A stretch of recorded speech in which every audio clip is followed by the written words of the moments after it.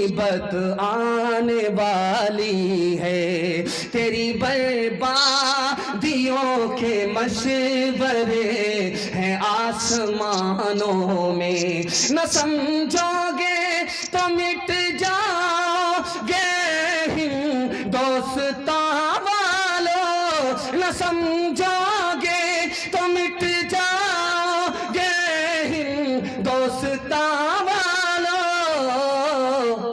तुम्हारी दास्तां तक भी न होगी दास्तानों में, तुम्हारी दास्तां तक भी न होगी दास्तानों में। बाबर बादशाह ने इस हिंदुस्तान में 2 बार हमला किया है। पहली बार जब हमला किया वो नाकाम हुआ, दूसरी बार जब हमला किया बाबर ने तो हिंदुस्तान को फतह कर लिया। और हिंदुस्तान में हुकूमत किसकी थी? इब्राहिम लोधी की थी। मुसलमान से हुकूमत को उसने छीना, मुसलमान हुकूमत करता था और बाबर ने मुसलमान पर हमला किया 2 बार। पहली बार वो नाकाम हुआ, दूसरी बार जब हमला किया तो कामयाब हो गया। जानते हैं पहले सराय चलता था, जो होटल होता था, उसमें एक बुढ़िया थी, खाना पकाती थी, होटल चलाती थी। बाबर जब आया मुंह ढक करके, भेष बदल करके जब उसमें आया तो उस बुढ़िया से कहा कि अम्मा खिलाओ पका करके। बुढ़िया ने कहा कि नमक मिर्च मसाले वाली चीज तो मैं बना नहीं सकती, खिचड़ी बना सकती। तो खिचड़ी बना करके जब प्लेट में बाबर को दिया गया तो बाबर ने बीच से लुकमा उठाया। उस बुढ़िया ने कहा तुम बाबर हो? बाबर ने कसम दे करके कहा कि अम्मा मैं वाकई बाबर हूं, लेकिन तुमको कैसे पता चला कि मैं बाबर हूं? कहा बाबर बीच से हमला करता है, तुमने बीच से लुकमा उठाया, यहां से मैंने अंदाजा कर लिया कि तू ही बाबर है। कहा सुभान अल्लाह। जब बाबर उसका नाम पता लेकर के चला गया, दोबारा जब हमला करके इस मुल्क का बादशाह बन गया तो कहा कि उस औरत को ढूंढ करके लाओ जिसने मुझे लुकमा देख करके मुझे पहचान लिया था। इतनी ज़हीन, इतनी पढ़ी लिखी औरत को लाओ मेरे सामने। हो सकता है कि उसका बेटा भी वैसा ही ज़हीन हो, उसको वजीर बनाऊंगा, सिपह सालार बनाऊंगा, अपने बराबर की कुर्सी का मालिक बनाऊंगा। लोग उसको ढूंढ करके लाए। अकबर ने कहा, बाबर ने कहा कि तू वही बुढ़िया है? कहा कि तेरी आवाज से लग रहा है कि तू खिचड़ी बीच से उठाने वाला बाबर है। उसने कहा मैं बाबर हूं। अम्मा ये बताओ कि तुम्हारा कोई लड़का है? कहा एक लड़का है। कहा मैं उसको वजीर बनाना चाहता हूं। बुढ़िया ने कहा वजीर नहीं बनेगा। बाबर ने कहा मैं उसको सिपह सालार बनाना चाहता हूं। कहा सिपह सालार नहीं बनेगा। बुढ़िया ने कहा कि मैं उसको अपना अमीर मुंशी बनाना चाहता हूं। बुढ़िया ने कहा नहीं। बाबर बोला कितने बड़े बड़े ओहदे तू अपने बेटे के लिए क्यों ठुकरा रही है? अच्छा तू क्या चाहती है? कहा मेरे बेटे को मेरी कौम का प्रधान बना दो, मुखिया बना दो। तो बाबर को हैरत हुई। उस माँ से पूछा अम्मा वजारत का ओहदा छोड़ दिया, वजारत की कुर्सी छोड़ दिया, इतनी बड़ी बड़ी कुर्सी को छोड़ दिया, छोटी कुर्सी क्यों कबूल कर रही हो? कहा मेरी बिरादरी छोटी है, छोटी बिरादरी का बच्चा जब बड़ी कुर्सी का मालिक होगा तो लोग तोहफा नहीं देंगे, ताना देंगे। वही चाय बेचने वाला आज सारी दुनिया के लिए मुसीबत बन गया। जब मेरी कौम का बेटा, छोटी बिरादरी का बेटा मेरी कौम का मुखिया बनेगा तो लोग उसको सलामी मारेंगे कि हाँ आइए मुखिया जी, आइए मुखिया जी, आइए प्रधान साहब, आइए आइए। असल इज्जत तो अपनी कौम में हुआ करती है, इसलिए उसने अपने बेटे के लिए बड़े बड़े ओहदे ठुकरा दिए, छोटे ओहदे को कबूल किया। मां से बढ़कर अपने औलाद के लिए बेहतर सोचने वाली कोई औरत हो नहीं सकती। एक जवान गाल पर हाथ रख करके नबी की मजलिस में बैठा हुआ है। जब किसी जवान को देखिए गाल पर हाथ है तो समझ जाइए बहुत बड़ा घोटाला करके बैठा हुआ है। अल्लाह के रसूल ने कहा वो जवान गाल पर हाथ है, कौन सा सदमा है? कहा या रसूल अल्लाह बहुत बड़ा गुनाह हो गया। कहा कितना बड़ा गुनाह हुआ? कहा आसमान से बड़ा। कहा कितना बड़ा गुनाह हुआ? कहा अर्श से बड़ा। कहा अरे कितना बड़ा ही गुनाह हो जाए अल्लाह से बड़ा तो नहीं है। तो जवान ने ब्रेक मार करके कहा कि अल्लाह से बड़ा नहीं। जब देखा अल्लाह के रसूल ने उस जवान का कलेजा फट रहा है खौफ के मारे, तो अल्लाह के रसूल ने कहा ओ जवान तू घबराता क्यों है? तुम्हारा गुनाह जो अर्श से बड़ा है, आसमान से बड़ा है, जमीन से बड़ा है, 1 मिनट में छोटा हो जाएगा, छोटा होकर के मोटा हो जाएगा, मोटा होकर के खत्म हो जाएगा, माफ हो जाएगा। ये बताओ पहले मेरे सवाल का जवाब दो, तुम्हारी माँ जिंदा है, तुम्हारे बाप जिंदा? जवान बोला सुभान अल्लाह, माँ भी जिंदा है, बाप भी जिंदा है। अल्लाह के रसूल ने फरमाया कि दौड़ करके माँ की खिदमत में जाओ, माँ के पांव पकड़ो, दौड़ करके बाप की खिदमत में जाओ, बाप की दाढ़ी को पकड़ो, माँ बाप से अपने गुनाह की माफी के लिए दुआ कराओ। तुम तो अपने माँ बाप को बहुत बड़ा नहीं समझते, लेकिन माँ बाप का रुतबा कितना बड़ा है। दिल खैराबादी साहब से पूछिए, उनका मिसरा है, मेरे बेटे तुम्हारा कद, मेरे कद से, मेरे बेटे तुम्हारा कद तो बड़ा होगा मेरे मर्तबे से, लेकिन तेरा मर्तबा नहीं है। कहा कि तुम्हें अपने बाप का मर्तबा मालूम नहीं है। दौड़ करके जाओ, अगर तुम्हारे माँ बाप ने तुम्हारे गुनाह की माफी के लिए हाथ उठा दिया, जो गुनाह जमीन से बड़ा है, आसमान से बड़ा है, अर्श से बड़ा है, तुम्हारे माँ बाप की दुआ के सदके में छोटा होकर के माफ हो जाएगा। मुझे यकीन नहीं था कि इतना अच्छा मैं आपको सुना दूंगा। मैंने ज्यादा अच्छा नहीं सुना है जितना अच्छा आपने सुन करके दिखाया है। अल्लाह हमारे सुनाने को, आपके सुनने को बेहद कबूल फरमाए। औरतों के हवाले से सिर्फ 2 पैगाम यहां से लेकर के वहां तक सुनने के लिए तैयार। बहन से ज्यादा साली पर मेहरबान हाथ उठा दीजिए इंशाअल्लाह। आप सोच रहे थे कि पहला सवाल सही होता है, दूसरा सवाल गलत होता है। इस बार मैंने अंदाज बदल दिया। सिनेमा हॉल में जब लोग फिल्म देखते थे, अब तो सारी फिल्म आ गई है मोबाइल में। पहले सिनेमा घर में लोग फिल्म देखते थे, औरत और मर्द दोनों जा करके फिल्म देखते थे। तो एक औरत ने 3 सीट बुक कराई, 3 टिकट लिया। एक औरत ने, औरत होकर के 3 टिकट लिया, 3 सीट बुक कराई। जब वो सिनेमा घर में बैठ गई तो अपनी सीट पर बैठ गई, इधर वाली सीट खाली है, उधर वाली सीट खाली। तो एक मनचला जवान आया कि औरत के पास टाइम ज्यादा पास होगा। वो आकर के बोला, मैडम ये सीट खाली है, मैं बैठ सकता हूँ, ये सीट खाली है, मैं बैठ सकता हूँ। तो औरत बोली कि इसमें क्या परेशानी है, बैठ जाओ। अब वो जवान जब बैठ गया तो औरत से पूछने लगा, ये बगल वाली सीट आपकी है? तो कहा कि हाँ। आपने बुक कराई? कहा कि हाँ। ये खाली क्यों है? ये सीट आपकी थी? कहा कि हाँ। आपने बुक कराई? ये खाली क्यों है? कहा मैंने अपने यार के लिए सीट बुक कराई। कहा वो यार कहाँ गए? तो मेरे शौहर के जनाजे में गए। आप बोलेंगे कि ये प्रोपगंडा है, मिसाल है, लतीफा है। लतीफा नहीं है, ये दुनिया में हो रहा है। कयामत आने वाली नहीं है, कयामत आ चुकी है। ध्यान से रखिएगा, आज से 40 साल 50 साल पहले ये नोट आप देख रहे हैं, ये बैंक से निकल करके आ रहा है, एटीएम से निकल करके आ रहा है। लेकिन 40 साल 50 साल पहले ये बैंक से नहीं आता था, एटीएम से नहीं निकल करके आता था, घर में रहता था, घर में उसकी हिफाजत की जाती थी, चौकीदार रखा जाता था, ताले लगाए जाते थे। लेकिन 40 साल 50 साल के बाद रिवायत बदल गई, घर की दौलत घर से निकल करके बैंक पहुंच गई। आप जो देख रहे हैं, इधर जलसे का पिंडाल है, उधर मेला है। मेले में देखिए मर्द कम है, औरत ज्यादा है। औरत मेले में नजर नहीं आती थी। आज से 40 साल 50 साल पहले घर के अंदर होती थी। उसकी जरूरत पूरी करने के लिए उसके घर का मर्द घर से निकलता था, बाजार से उसकी जरूरत का सामान खरीद करके उसको ला करके देता था। औरत घर में रहती थी। 40 साल के बाद घर से औरत निकली, बाजार गई, आबरू अलग गई, ईमान अलग गया। 3-3 लाख मुसलमान लड़की गैर के घर भाग गई, ईमान अलग गया, आबरू अलग गई। औरत कम गुनहगार है, घर के मर्द ज्यादा गुनहगार। आप चले जाइए मस्जिद में, तो मस्जिद में एक ताबूत नजर आएगा। पहले लकड़ी का ताबूत होता था, बहुत भारी होता था, अब लोगों ने उसको हटाया। अब स्टील का ताबूत आता है, तो वो भी भारी है, 4 आदमी को लेकर के उठाना पड़ता है। और जब मुर्दे को दफन कर दिया जाता है तो वहां से 4 आदमी उसको कंधे में उठा करके लाते हैं। मैं आपको इससे निजात भी दिला रहा हूं, रबड़ वाला ताबूत मंगाइए दिल्ली से, स्टील के अंदर रबड़ होगा।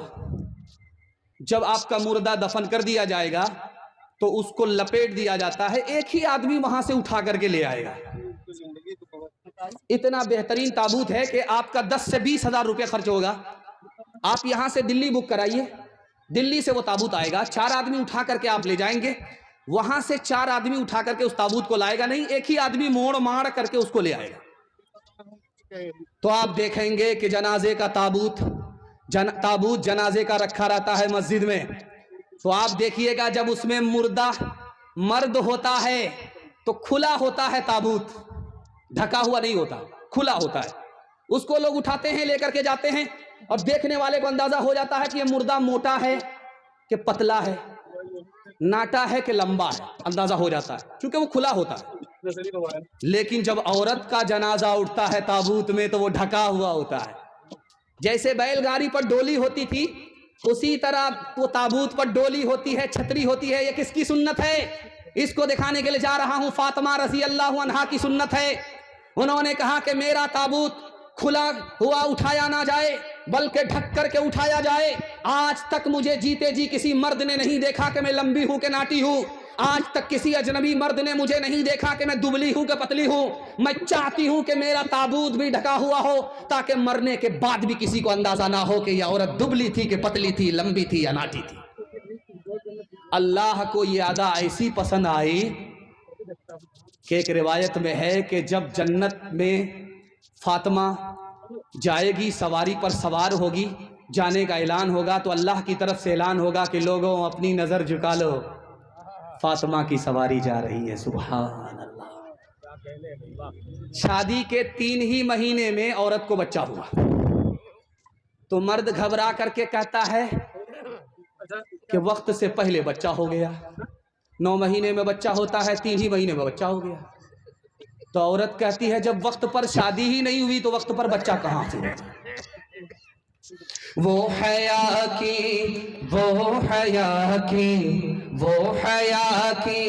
खूबसूरत एक परी है फातिमा, इसलिए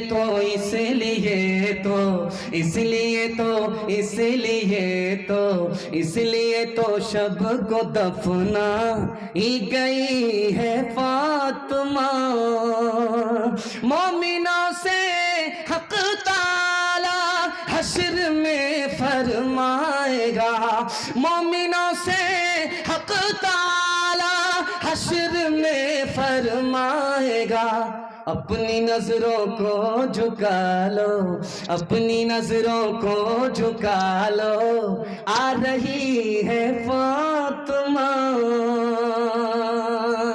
कबूलियत की घड़ी में मैं अपनी माँ बहनों के वास्ते दुआ करता हूँ, अल्लाह इनके ईमान की आबरू की कदम कदम पर हिफाजत फरमाए। मेरे हिस्से का पैगाम ख़त्म हो गया। आखिरी पैगाम आपसे खुश होकर के कि ताकि उठने से पहले आपको जन्नत का टिकट ही मिल जाए। लेने के लिए तैयार हैं? यहाँ से लेकर के वहाँ तक हाथ उठाइए इंशाअल्लाह। बीवी जब मर जाएगी तबीयत से माँ बाप की खिदमत करेंगे, हाथ उठा दीजिए इंशाअल्लाह। मारिए, इससे पहले आपको ड्राम में पैक कर देंगे। क्या बात। जब औरत को बाल बच्चा होने वाला होता है, 9 महीना पूरा होता है तो हम लोग उसको हॉस्पिटल लेकर के आते हैं। बीवी को हॉस्पिटल में दाखिल कर दिया गया, नर्स ने उसकी तशखीस शुरू कर दी और ये सर उठा करके बैठा हुआ था, कुर्सी पर बैठा हुआ था, इंतजार में था कि बीवी को पता नहीं कौन सा बच्चा होता है। उधर से नर्स आकर के बोलती है मुबारक हो, तुम बेटी के बाप हो गए। ये जो सर उठा करके सीना तान करके बैठा हुआ था, सर झुका करके बैठ गया, मुंह गाड़ करके बैठ गया, सर झुका करके बैठ गया, मुंह लटका करके बैठ गया। ऐसा लगा कि मुकदमा हार गया। सर झुका करके बैठा हुआ था, बीवी को बाल बच्चा होने वाला, नर्स ने आकर के बताया मुबारक हो, तुम बेटे के बाप बन गए। ये सर झुका करके बैठा हुआ था, बेटे का नाम सुन करके सीना तान करके सर उठा करके आसमान की तरफ देख रहा है कि जिब्रील फरिश्ता वही लेकर के आ रहा है। बेटा का नाम सुन करके सीना चौड़ा हो जाता है, बेटी का नाम सुन करके सर झुक जाता है। जानते हैं क्यों? उसको पता है कि बेटी आई है माल जाएगा, बेटा आया है माल आएगा। मीठा मीठा हफ हफ, कड़वा कड़वा थू थू। आप हॉस्पिटल में जाइए, दीवार पर लिखा रहेगा बेटी बचाओ बेटी पढ़ाओ। आप ब्लॉक जाइए, वहां लिखा रहता है बेटी बचाओ बेटी पढ़ाओ। आप ट्रक के पीछे तख्ते के ऊपर देखिए बेटी बचाओ बेटी पढ़ाओ। एक ही जुमला हर जगह आपको देखने को मिलेगा, कहीं ये लिखा हुआ नहीं मिलेगा कि बेटा बचाओ बेटा पढ़ाओ। जानते हैं ऐसा क्यों लिखा हुआ है? इसकी सच्चाई बता रहा हूं। इस हिंदुस्तान में 1 साल में 10 लाख लड़की को मार दिया जाता है। मारने वाले घर के लोग हैं, और घर में आम लोग नहीं, माँ बाप हैं, मारते कैसे हैं आपको सुनकर के हैरत होगी।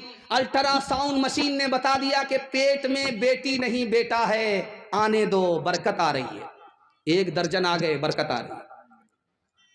और अल्ट्रासाउंड मशीन ने जैसे ही बताया कि पेट में बेटा नहीं है बेटी है, तो जल्ले तू जलाल तू, इस बला को टाल, उसको गिरा दिया जाता है।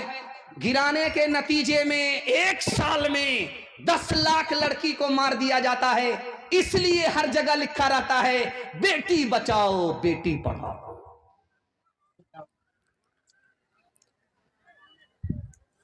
इस बिघोर में, चाहे बारसोई में, हर जगह की एक रिवायत है, याद रखिएगा उसको, कि जिसके घर जनाजा उठता है लोग मिट्टी दे करके उसी के दस्तरखान पर खाना खाने के लिए दावत में बैठ जाते हैं। ये दावत है कि मुसीबत है?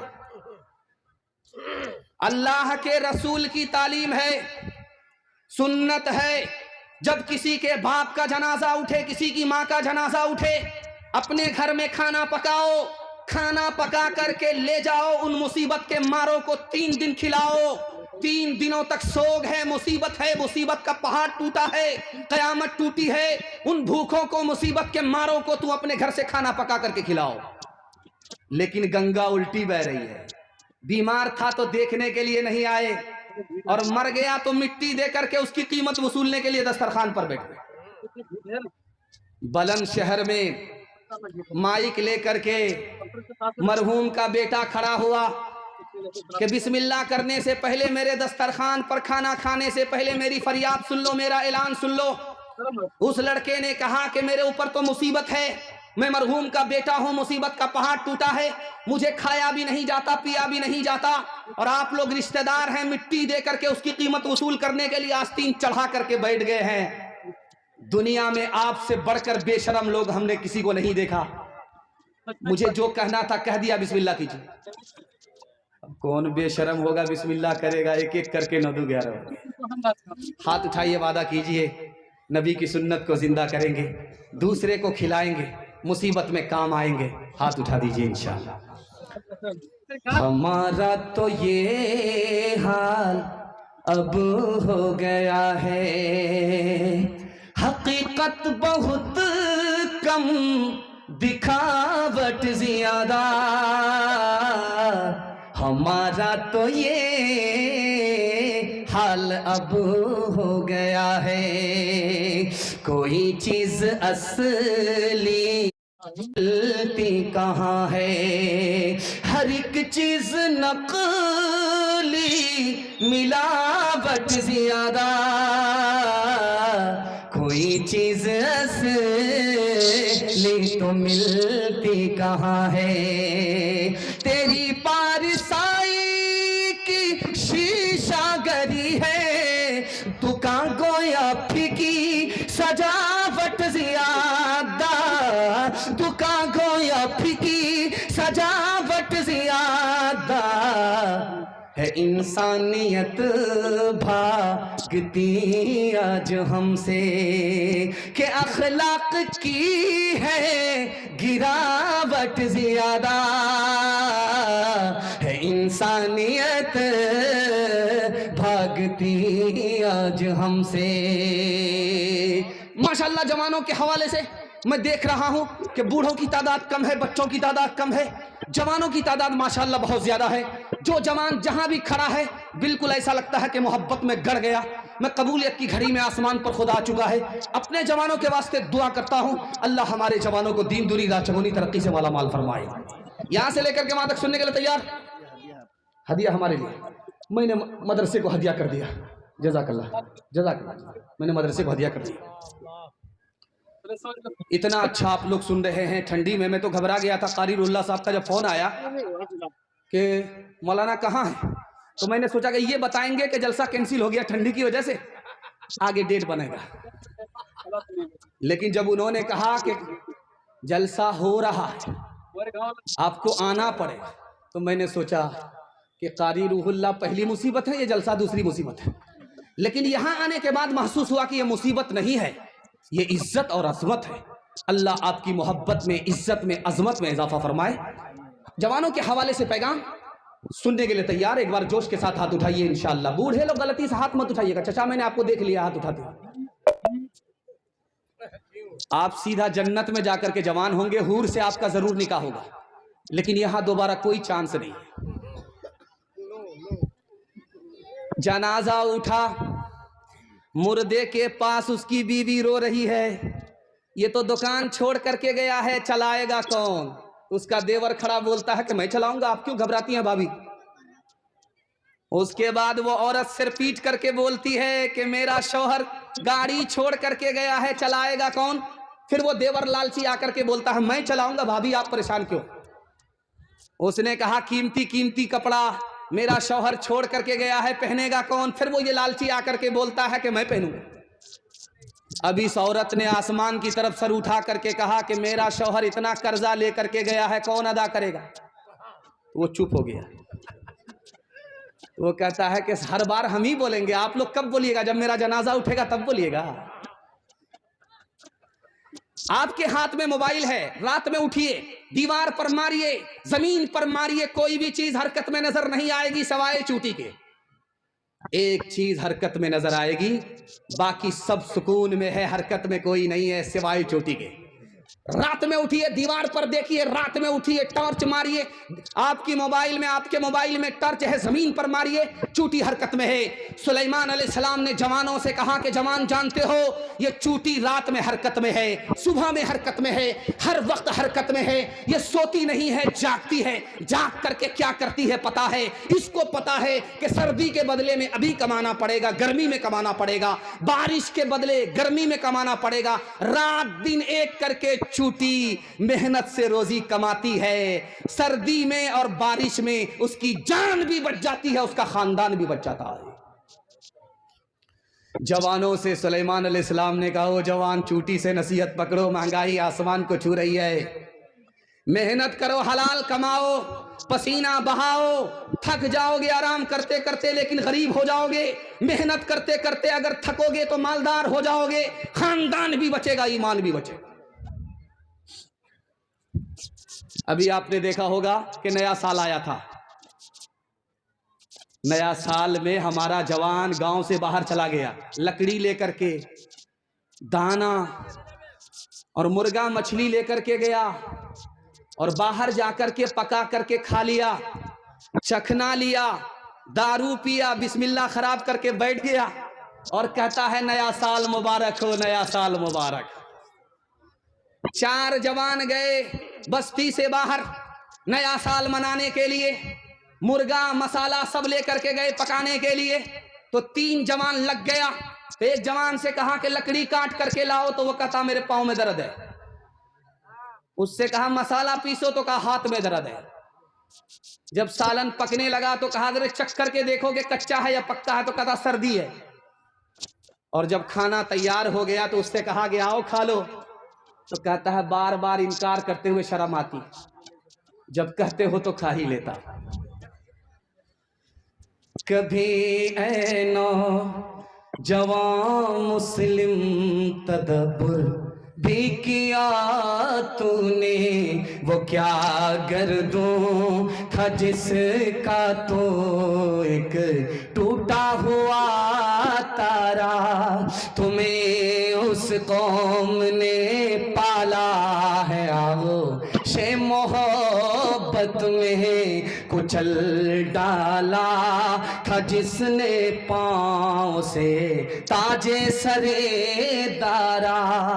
गंवा दी हमने जो असलाफ से मीरास पाई थी, सुरैया से जमी पे आसमाने हमको दे मारा। सबक पढ़ फिर सदाकत का, अदालत का, शुजात का। सबक पढ़ फिर सदाकत का, अदालत का, शुजात का। लिया जाएगा तुझसे काम दुनिया की इमामत का। लिया जाएगा तुझसे काम दुनिया की इमामत का। माशाअल्लाह दिल साहब आ रहे थे, मस्जिद में बैठे, मदरसे में बैठे, तो लोग कह रहे कि दिल साहब आपका इंतज़ार हो रहा है। तो मैंने कहा दिल साहब आपका इंतज़ार है, चाकू तेज कर दिया गया है आपको ज़बह करने के लिए, कितनी बार आपको कुर्बान होना पड़ेगा। आप लोग इतना खुलूस से, इतने जज्बे के साथ सुनते हैं कि दिल साहब जो मदरसे में बीमार नज़र आ रहे थे, मुसाफिर नज़र आ रहे थे, यहाँ बिल्कुल तंदुरुस्त, तवाना और जवान नज़र आने लगे। ये आपकी खुलूस और मोहब्बत का जज्बा था। अल्लाह इस जज्बे को सलामत रखे। जवानों के हवाले से आखिरी पैगाम, यहाँ से लेकर के वहाँ तक हमारे जवान सुनने के लिए तैयार। आखिरी पैगाम, हाथ उठा दीजिए इंशाअल्लाह। जवानी में दारू पकड़ा है, बुढ़ापे में छोड़ देंगे, हाथ उठा दीजिए इंशाअल्लाह। माशाअल्लाह।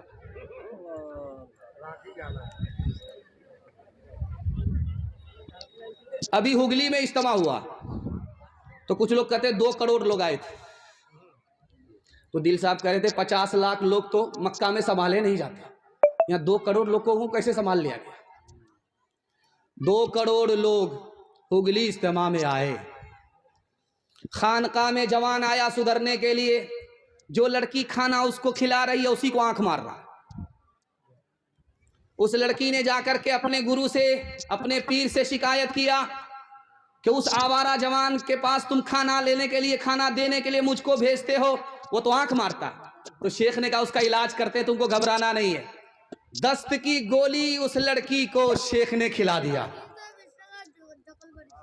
अब जब उसका पाखाना आने लगा, दस्त आने लगा, तो उसको कहा कि घैले में, मटके में जमा रखो। 1 हफ्ता जब उस लड़की को दस्त आया तो उस लड़की का चेहरा मुकम्मल चुड़ैल हो गया, सूख करके हड्डी हो गई। जो हूर बनी हुई थी वो चुड़ैल नजर आ रही थी। अब उस लड़की से शेख ने कहा कि अब खाना लेकर के जाओ, देखते हैं कि वो नौजवान आंख मारता है कि नहीं मारता है। अब जब लड़की आई उसको खाना देने के लिए तो सरगाड़ करके बैठ रहा है, सर उठा ही नहीं रहा है, मुराकबे में चला गया। शेख ने कहा अरे सर उठा करके देखो, वही लड़की है, फर्क यही है कि उससे निकल गया है। तुम इसको इस लड़की को तुम जाने जाना समझते थे, तो ये हूर तुमको नजर आ रही थी, उसके जिस्म से पाखाना निकला है तो ये तुमको चुड़ैल नजर आ रही है। तुमको इस लड़की से मोहब्बत नहीं थी, पाखाने से मोहब्बत थी। इस मजमे में अच्छा बुरा जवान कौन है, एक लाइन में मैं आपको बताने के लिए जा रहा हूं। जिस जवान के बारे में आप जानना चाहते हैं कि ये अच्छा है या बुरा है, उसके दोस्त को देखिए। अगर दोस्त अच्छा है तो वो जवान अच्छा है, अगर दोस्त बुरा है तो वो भी बुरा है। आज बुरा नहीं तो कल बुरा हो जाएगा।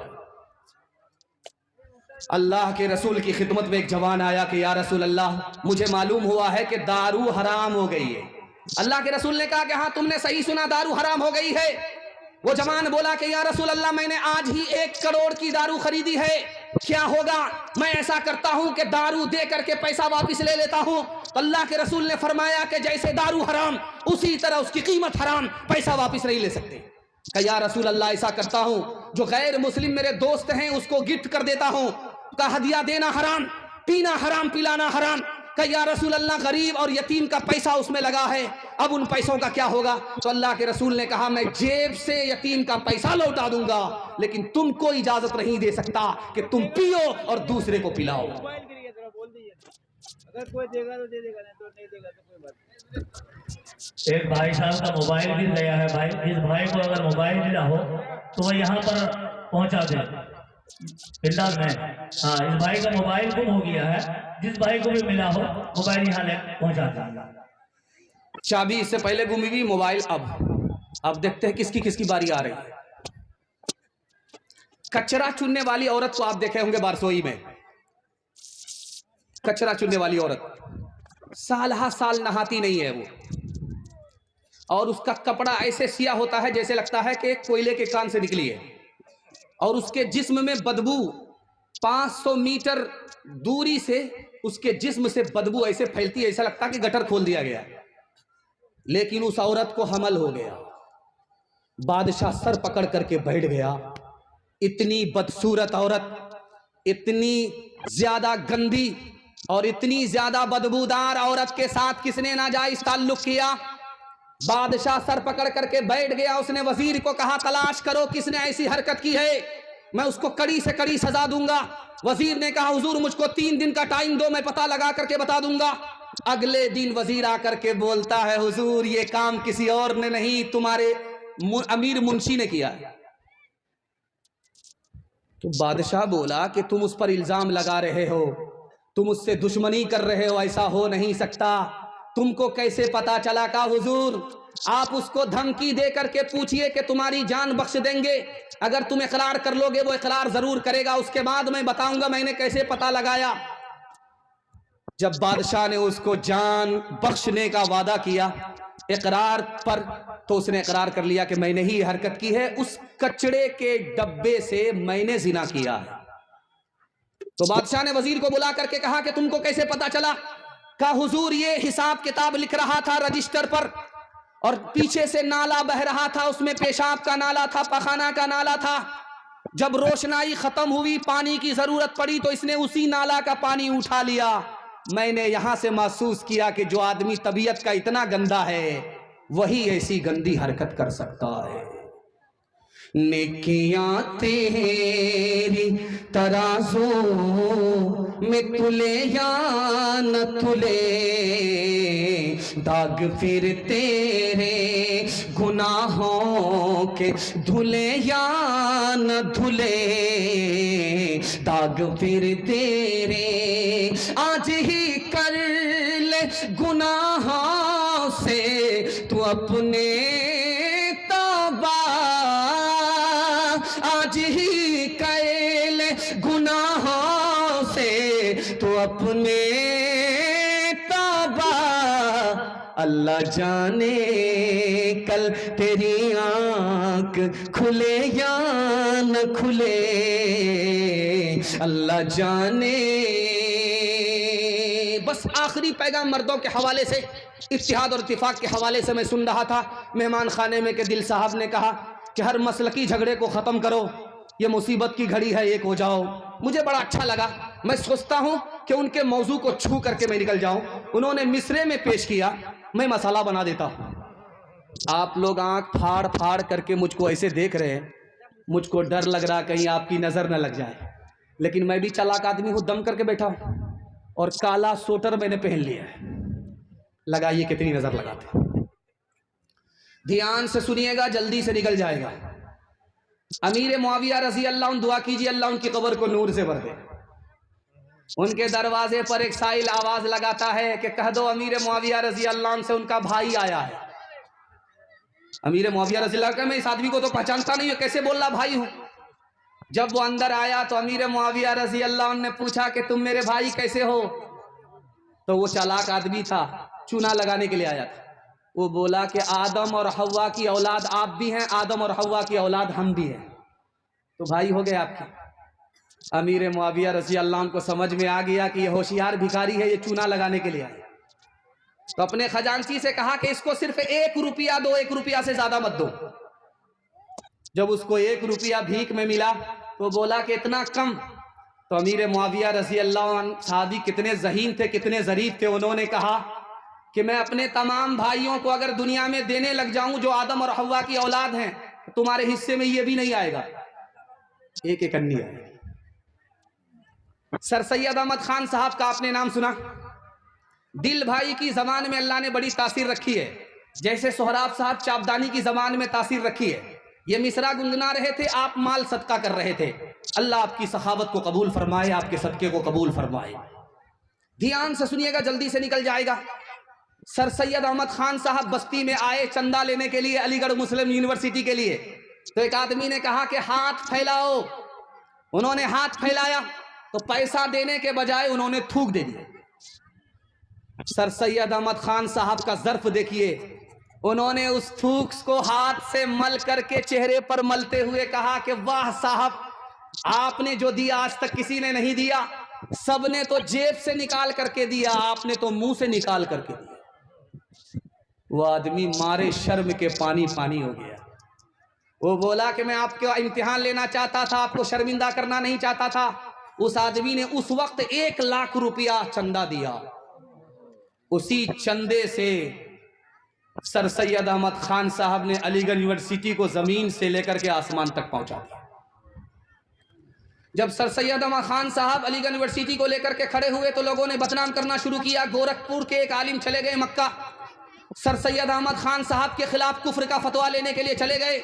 सर सैयद अहमद खान साहब को जब पता चला कि मेरे खिलाफ कुफ्र का फतवा लेने के लिए गोरखपुर का आलिम चला गया है, तो उन्होंने कितनी प्यारी बात कही, कहा कि वाह रे सर सैयद, तेरा कुफ्र कितना बड़ा कुफ्र है कि तेरे कुफ्र के सदके में फलां मौलवी को अल्लाह ने हाजी बना दिया। हज अकबर नसीब हुआ।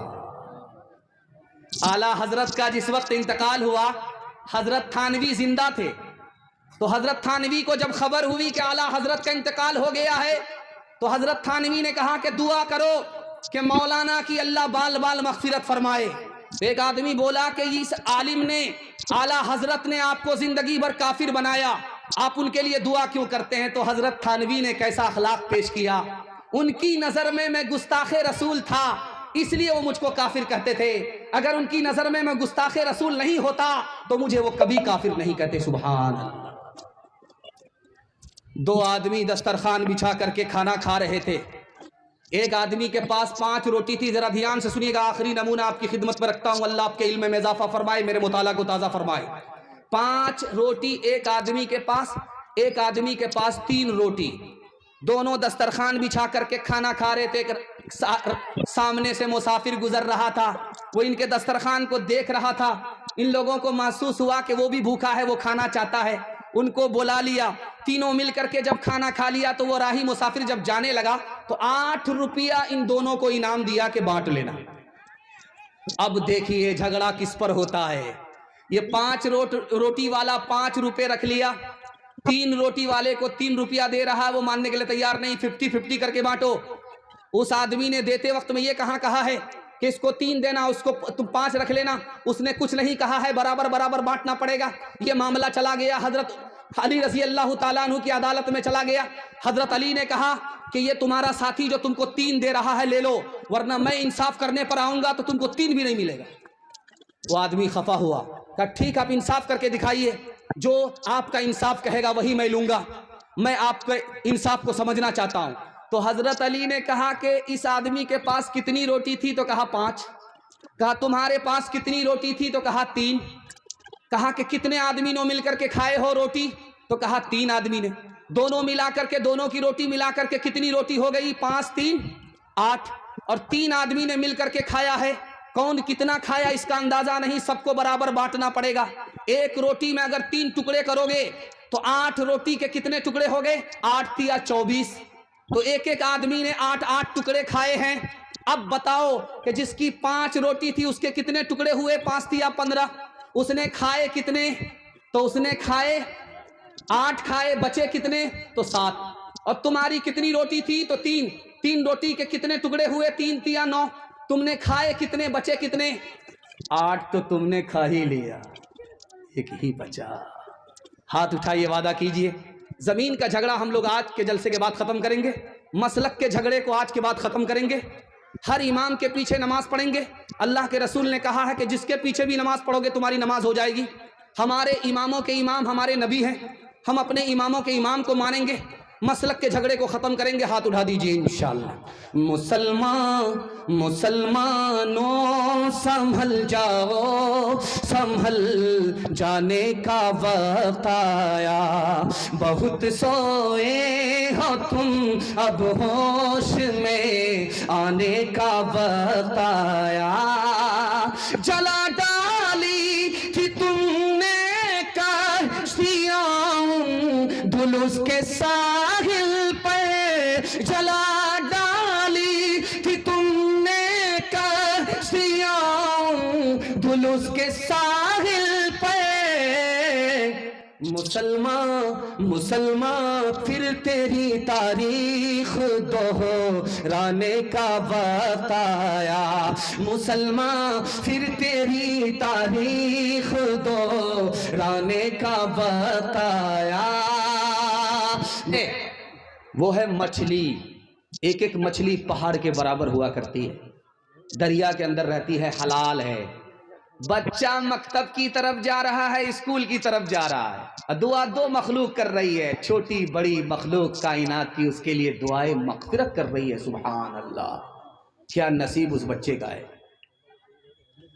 मामूली आदमी, गरीब आदमी गवर्नर बन गया तो हजरत उमर को हैरत हुई कि आदमी गवर्नर कैसे बन गया। तो जवाब मिला, वजीर ने जवाब दिया कि हुजूर ये गांव में सबसे ज्यादा कुरान का पढ़ा लिखा था। तो हजरत उमर ने कहा, मेरे नबी ने सच कहा कि कुरान के सदके में जमीन की पस्ती से अल्लाह ने उठाया, आसमान की बुलंदी तक पहुंचा दिया। सुभान अल्लाह। हजरत उमर के पास जवान आकर के बोला कि रोजगार दे दीजिए, नौकरी दे दीजिए। हजरत उमर ने कहा कि अरे नौकरी मांगने के लिए आए हो, पहले ये तो बताओ कुरान जानते हो। उस जवान ने कहा, सब कुछ जानता हूं, कुरान नहीं जानता। तो हजरत उमर ने कहा कि अरे तुम्हें पता ही नहीं कि ये कुरान मुकद्दर का ताला है, रोजगार का ताला है, सीखने की देर है। जैसे ही कुरान सीखोगे मुकद्दर का हर ताला खुलता चला जाएगा। अरसाद भाई कस्बा टोले के हैं, 500 रुपए इनायत किए हैं। अल्लाह देने को कबूल फरमाए, आमीन सुम्मा आमीन। एक आदमी बड़ा पेटू था, खिलाता कम था, खाता ज्यादा। उसका पेट था कि इंडिया गेट था। चलता था तो ऐसा लगता था कि हाथी आ रहा। एक मर्तबा अपने लोगों से बोला कि मैं कुरान का हाफिज हूं मगर सारा कुरान भूल गया। कुरान भूल गया, सारे कुरान का हाफिज मगर कुरान भूल गया। तो लोगों ने कहा, अरे कुछ याद है का? 2 हर्फ याद है।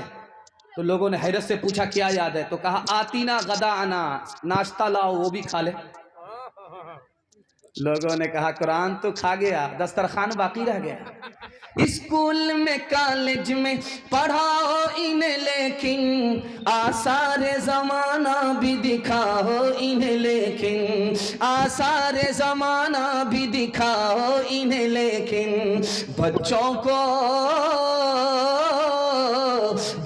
को अपने दीन से हरगिज न हटाओ। हर घर में कोई हाफिज कुरान बनाओ, हर घर में कोई हाफिज कुरान बनाओ।